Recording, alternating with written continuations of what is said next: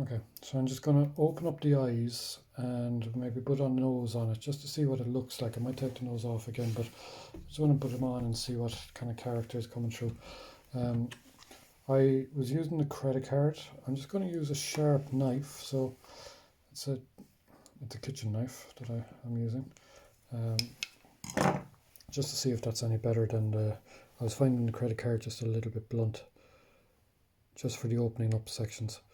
So to open up the eye, I want a lot of the upper eye or upper lid. So I'm going to come down a little bit more than half, and I'm slicing. Um, you might know if you can see it. I'm not just going in and straight across. I'm just kind of like almost like I'm cutting bread, because otherwise if I just go straight across I'll drag clay with me. So just slice in, and with that, once I have the blade inside the eye, I'm going to angle it up a little bit and push it upwards. So I'm opening up the eye. Just tuck it, just fix the bottom section. So again, slide the blade in and then push upwards to open up the eye. And like the mouth, you want the bottom eyelid to kind of tuck in under the top one. So I'm just taking a little bit of clay off the bottom eyelid, so it kind of tucks in under the top eyelid.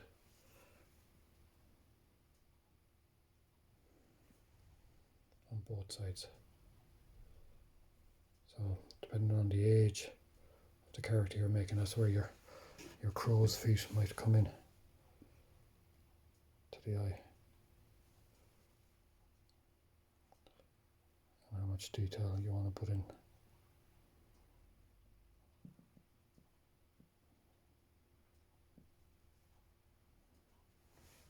Okay. They're okay for a while. I want to put a little bit of a nose on this guy. And before I do the nose, I'm going to do the nostrils. So these are probably too big now, but two tiny little lumps of clay. They're going to go on. Make sure they're as close to the same size as you can. And I don't want to deform their shape, but I'm just pressing them enough that they stick, that they're staying in place. So just two little lumps of clay staying in place. And then we're going to take, like the last, we're going to take a little lump of clay, roll into a ball, then into a teardrop shape.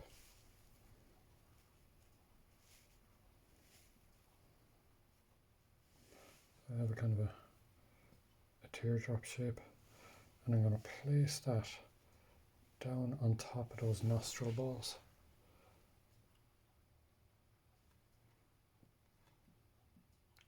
Make sure it's in place. I'm just giving a little compression, and I just smoothen that in.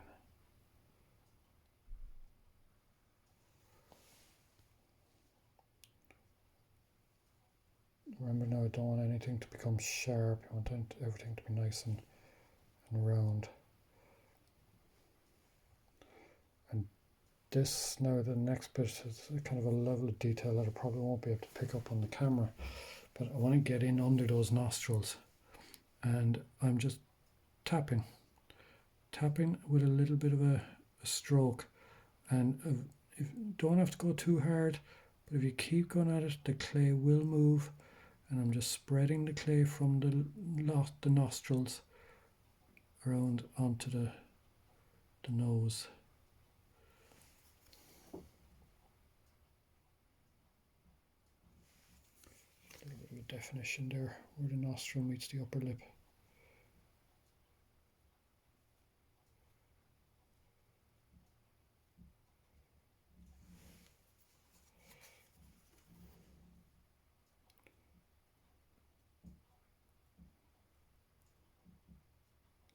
Sometimes if you put in definition and you don't want it to be that pronounced, you can always going to take it back a little bit afterwards.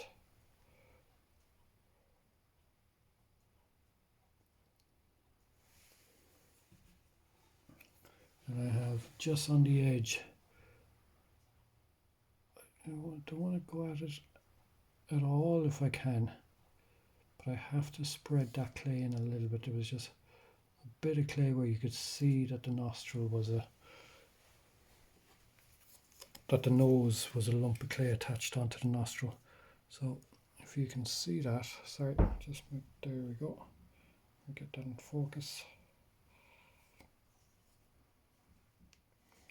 So there is a little lump of clay there on the side of the nose. I just want to try and make the nostril look more realistic.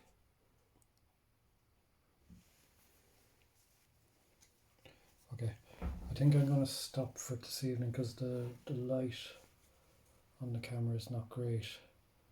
I'll try and do another bit tomorrow.